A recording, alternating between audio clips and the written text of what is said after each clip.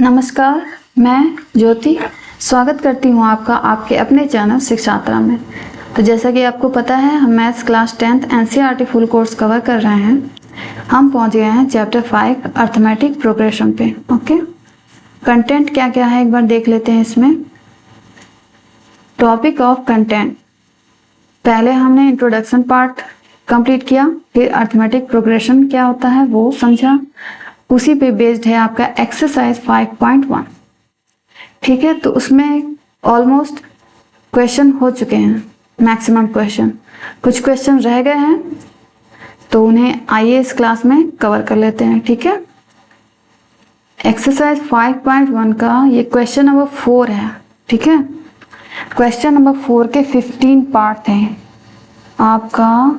ये question number 4 का 15 part दिए हुए थे आपकी बुक में, एनसीईआरटी बुक में। ओके, तो हम लोगों ने 10 तक प्रीवियस क्लासेस में कवर कर लिया है। अगर आपने वो क्लास नहीं देखा है तो उसे देख लीजिए।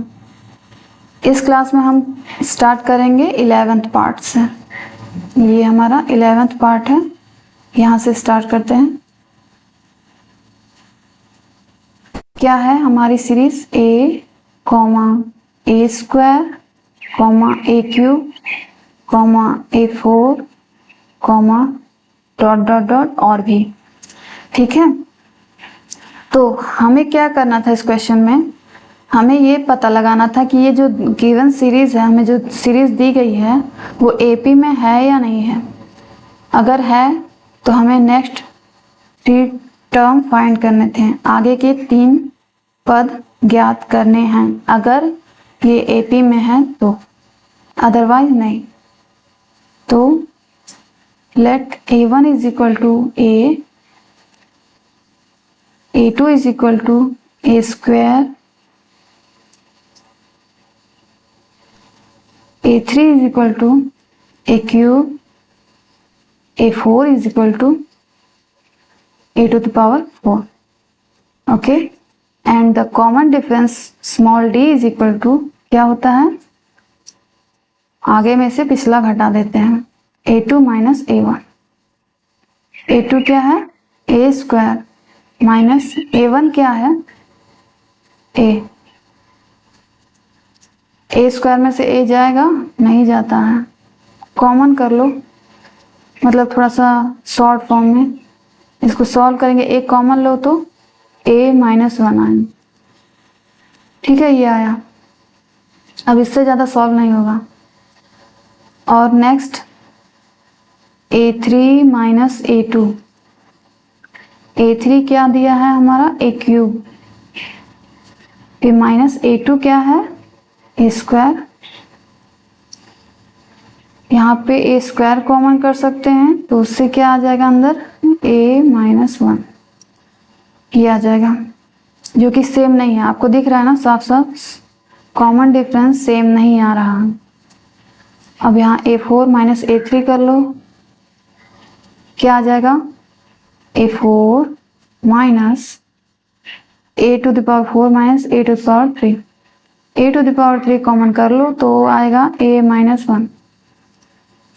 ठीक है, common difference small d is not same, same नहीं है। It means it is not AP. ठीक है, ये एपी नहीं है। तो जब एपी नहीं है तो हमें और टर्म्स फाइंड करने की जरूरत नहीं है। ठीक है, हमें तभी टर्म फाइंड करने थे जब वो एपी में होता तो। 11th पार्ट के बाद 12th part, this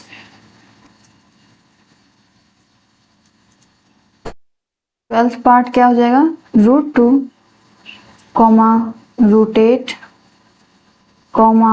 √18, √34,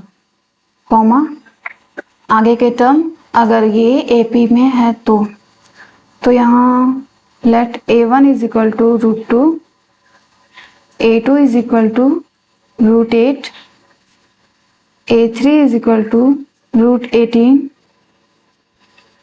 A4 is equal to root 32. Okay, and the common difference D is equal to क्या होता है A2 माइनस A1. A2 क्या है रूट 8 माइनस A1 क्या है रूट 2. रूट 8 को कुछ और लिख सकते हैं. देखो रूट 8 है, इसको 2 इंटू 2 इंटू 2, 2 टू ज़ा 4, 4 टू ज़ा 8, 2 पेयर बना तो 2 बाहर आ गया. जो पेयर नहीं बनता है वो अंदर ही रह जाता है. तो ये रूट 8 को हम लिख सकते हैं क्या 2 रूट 2 लिख सकते हैं. फिर माइनस रूट 2 आ गया is equal to root 2 common कर लो. रूट 2 कॉमन हो गया, क्या बचा सिंपली कर सकते हैं आप. अच्छा या तो रुको मैं वैसे ही बता दूं, अभी तक बताया था. रूट 2 कॉमन कर लेंगे तो 2 माइनस यहाँ क्या बचा 1, 2 में से 1 गया 1, तो 1 का मल्टीप्लाई करेंगे रूट 2 में आएगा रूट 2. ठीक है रूट 2 आया. अब next A3 minus A1 A2.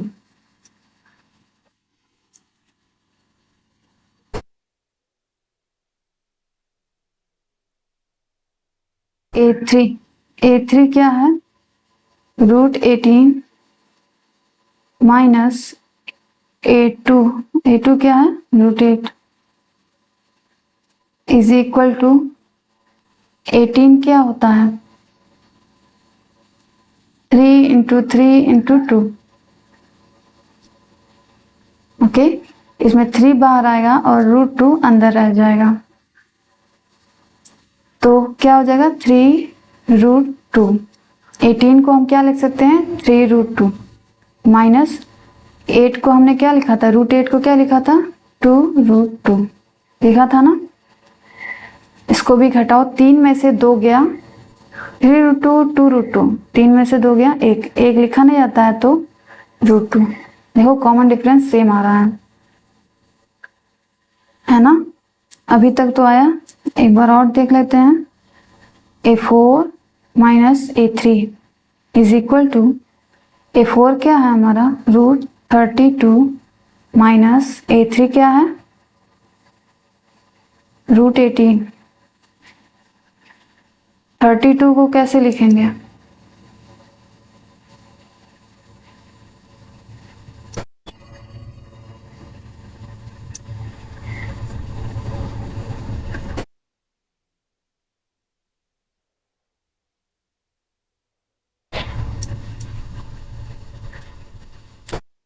2 ज़ा 4, 4 2 ज़ा 8, 8 2 ज़ा 16, 16 2 ज़ा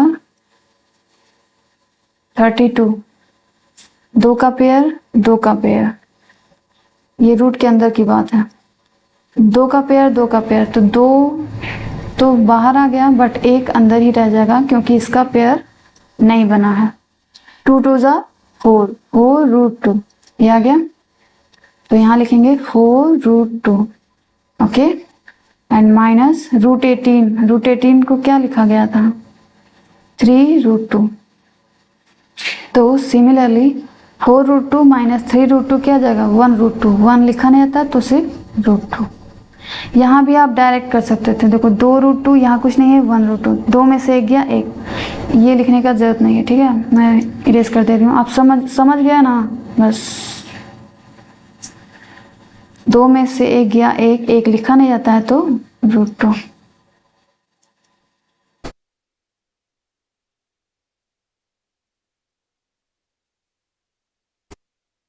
ये हो गया हमारा कॉमन डिफरेंस D. क्या आया रूट 2. ठीक है, ये हमें पता चल गया. अब बस नेक्स्ट टर्म में जोड़ते चले जाएंगे D, तो हमें नेक्स्ट टर्म पता चलते जाएगा. A4 तक तो दिया था, अब A5 की बारी. A5 कैसे हम प्राप्त करेंगे A4 में A4 प्लस D कर देंगे तो हमें नेक्स्ट टर्म पता चल जाएगा. A4 क्या है लास्ट वाला क्या था रूट में 32, इसमें ऐड करो क्या रूट 2. तो क्या होगा √32 और √2 ऐड करो।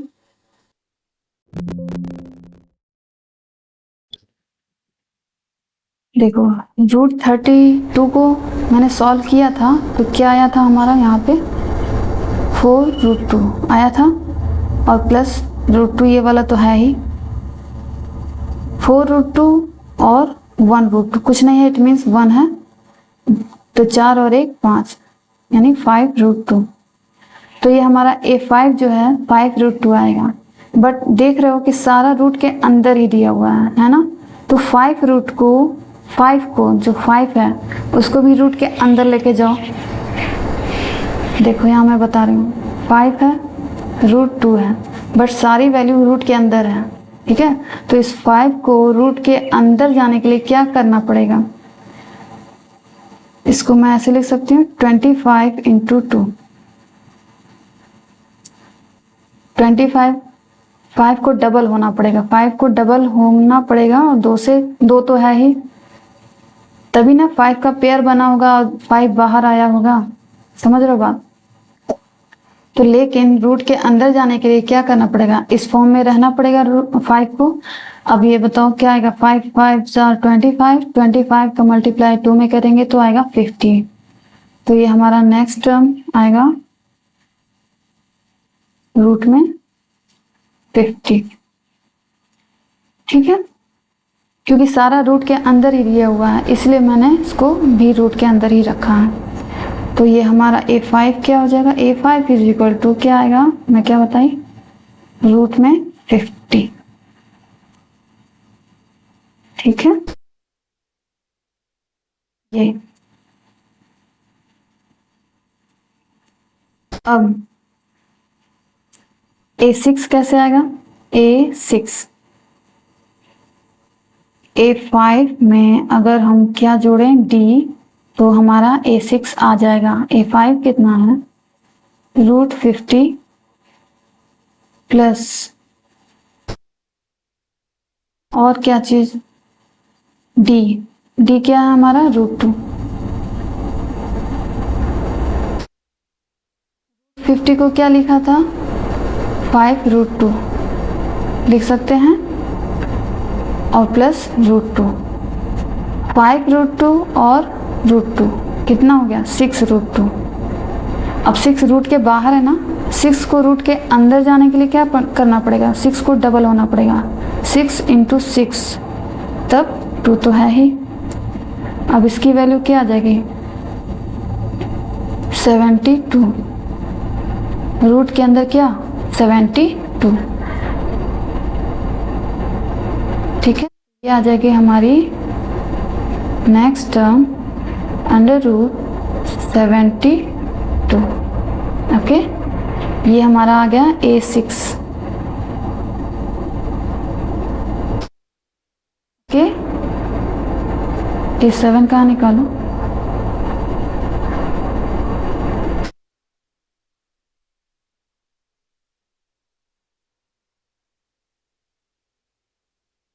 A7 कैसे आएगा, A6 प्लस D।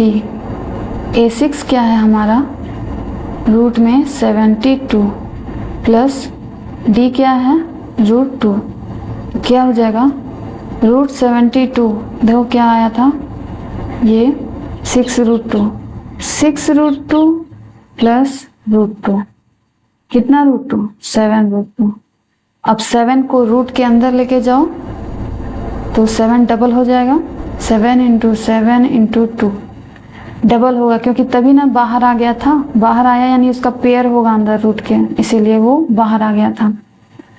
तो ये कितना हो जाएगा, ये हमारा आएगा रूट के अंदर 98।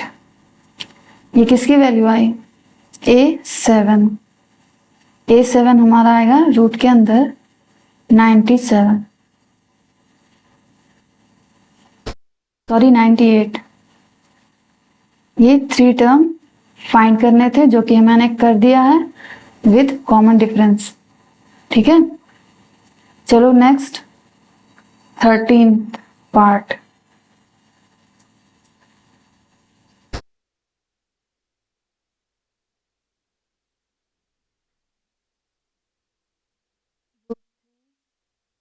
√6, √9, √12। ओके, अगर ये एपी में है तो बाकी 3 टर्म और फाइंड करने हैं हमें। बाकी 3 टर्म नहीं, आगे के 3 टर्म। सपोज A1 यहाँ पे है √3, A2 है हमारा √6, A3 है हमारा √9, A4 है √12। Okay, and D। अब कॉमन डिफरेंस देखते हैं।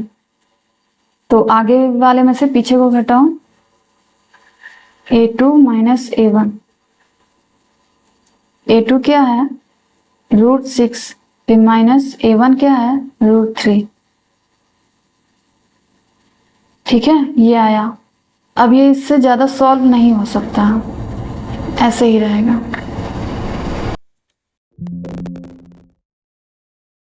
सॉल्व करने का तो देखो, करो जबरदस्ती सॉल्व।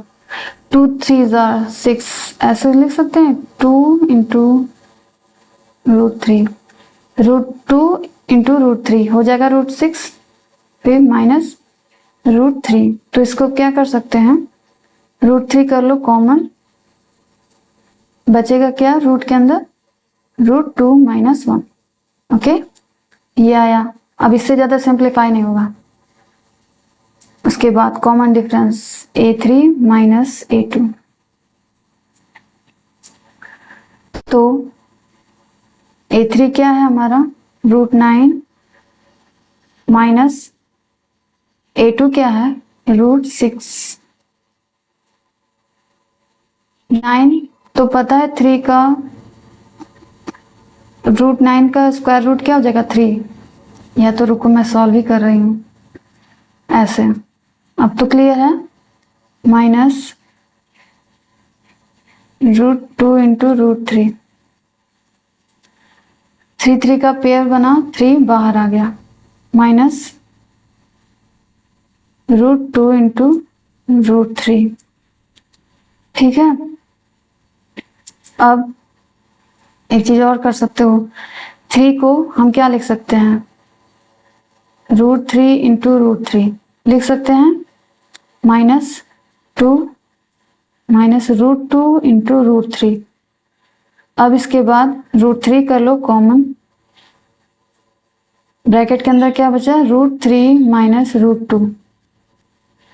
ठीक है, आप देख रहे हो कि कॉमन डिफरेंस सेम नहीं आया है। ठीक है, लेकिन चलो एक बार और चेक करने का मन है तो कर लो।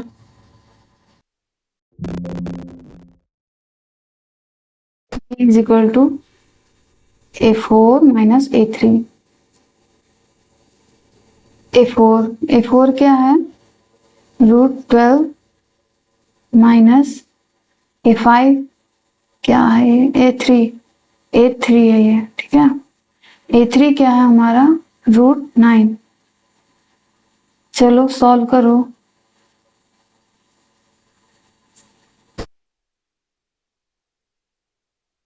टू √3 होगा। ठीक है, 2 2 ज़ा 4, 4 3 ज़ा 12, 2 √3 माइनस √9 को क्या लिख सकते हैं √3 इंटू √3। ओके, यहाँ √3 कर लो कॉमन, √3 कॉमन होने के बाद क्या आया 2 माइनस √3। ठीक है, तो जैसा कि हमको पहले भी पता था कि यहाँ कॉमन डिफरेंस D सेम नहीं आ रहा है, ये सेम नहीं आ रहा है, it means it is not an AP।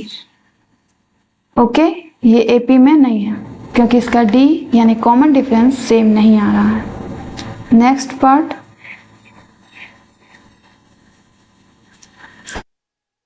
14th part.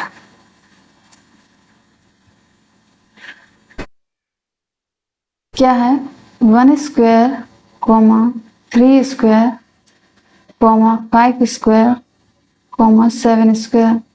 फिर अगर ये AP में है तो बाकी के आगे के नेक्स्ट 3 टर्म और फाइंड करने रहेंगे। तो मान लो A1 यहाँ है 1 स्क्वायर जो कि 1 ही रहेगा, A2 क्या मान सकते हैं 3 स्क्वायर, जो कि हो जाएगा क्या 3 3 जार, या तो मैं लिख ही देती हूँ 3 3 जार 9। A3 क्या हो जाएगा 5 स्क्वायर यानी 5 इंटू 5 यानी 25, okay. And A4 is equal to 7 square means 7 into 7 is equal to 49, ठीक है।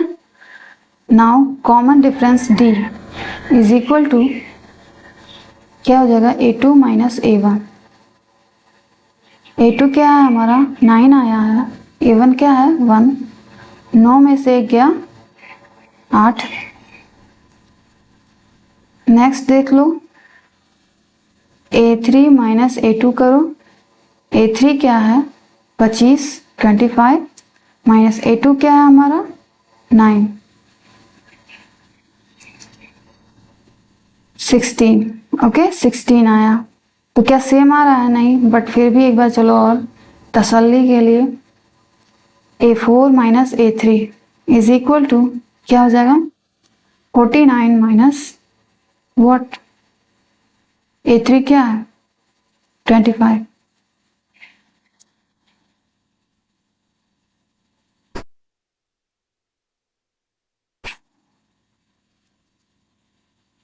$24 आया। तो जैसा कि आप स्पष्ट रूप से देख सकते हैं D इज क्या नॉट सेम, हमारा कॉमन डिफरेंस सेम नहीं आ रहा है, it means it is not an AP, ये AP नहीं है, ठीक है। ये कौन सा पार्ट था 14th पार्ट था ना, बस एक लास्ट पार्ट बचा है क्वेश्चन नंबर 4 का, उसको भी हम लोग निपटा देते हैं। लास्ट पार्ट जो कि 15th पार्ट है हमारा, चलो उसको करते हैं।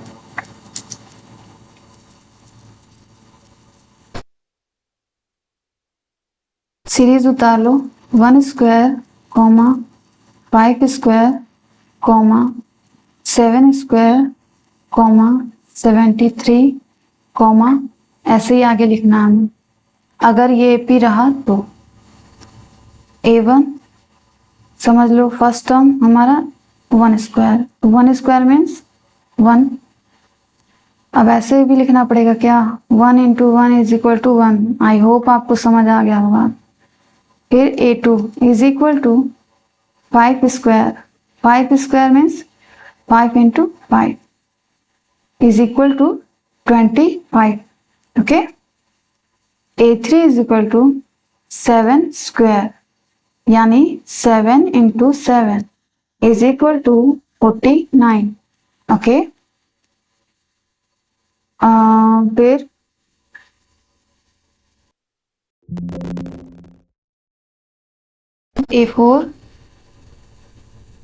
A4 कहाँ गया 73, ये तो डायरेक्ट दिया है, इसको सॉल्व नहीं करना है, ओके। नाउ कॉमन डिफरेंस निकालो यहाँ से small d, A2 minus A1 करो। A2 क्या हो जाएगा 25 है हमारा, A1 क्या है 1, 25 में से गया 24 24। फिर A3 माइनस A2, A3 क्या दिया है 49, फिर माइनस A2, A2 क्या है 25, 9 में से 5 गया 4, 4 में से 2 गया 2, 24, ओके। सेम आया अभी तक। नेक्स्ट एक बार और कंफर्म कर लेते हैं A4 माइनस A3, A4 क्या है हमारा 73 minus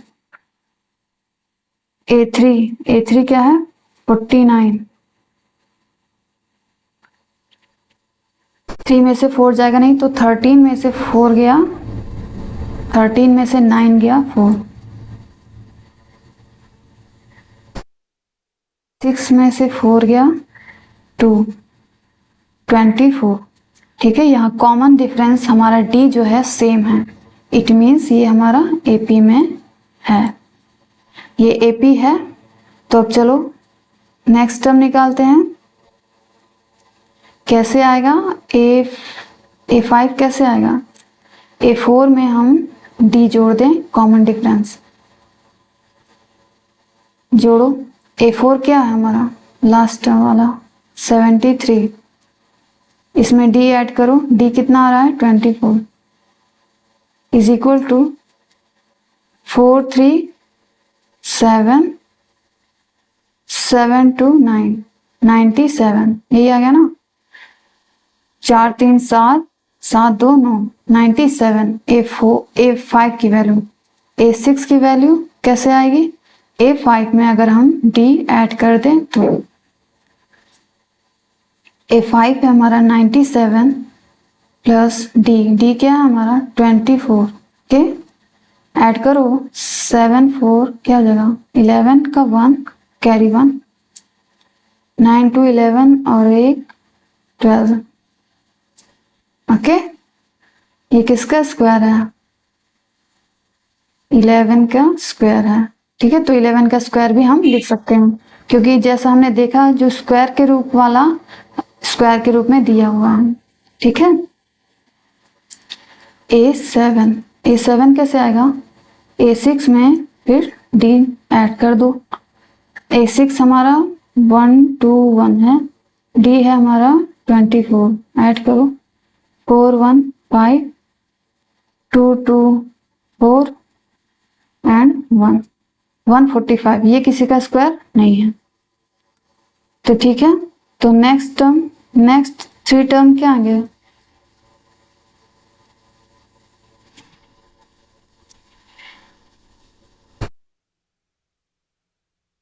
A5 is equal to 97, A6 is equal to 12 का square, A7 is equal to 145, ये आया।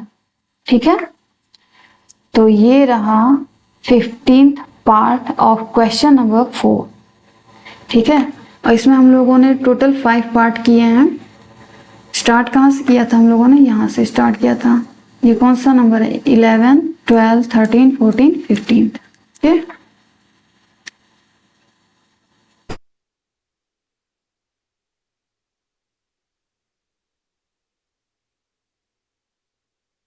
so now in this lecture we have completed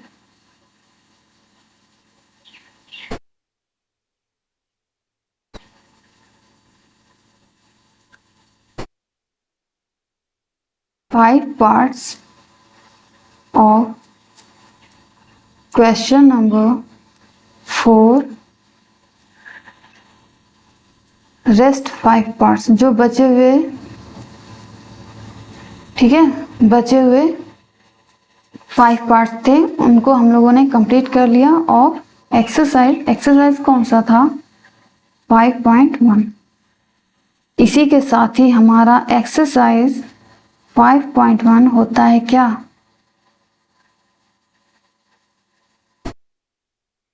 complete. Exercise 5.1 completed. Exercise complete हो गया।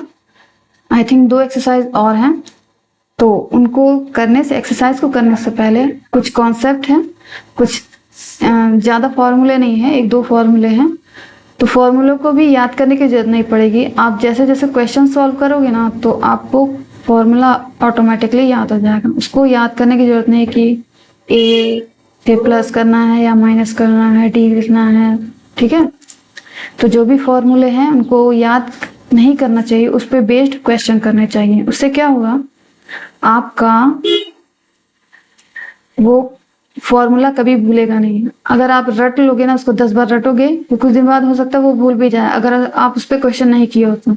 लेकिन जब आप उस पर क्वेश्चन कर लोगे ना 10-20, तो आपको फॉर्मूला कभी नहीं भूलेगा। इवन एग्जाम में भी अगर आप प्रिपेयर करके नहीं जाते हो तो भी आपके माइंड में रहेगा कि ओह यस मैंने ये किया था उस टाइम पे। ठीक है, तो वो आपको याद आ जाएगा। ठीक है, मेमोरी बेस्ड हो जाता है वो, अगर आप उसको प्रैक्टिस करो रिटर्न। तो आज की क्लास में इतना ही रखते हैं। नेक्स्ट हम लोग आगे कंटिन्यू करेंगे। Thanks for watching.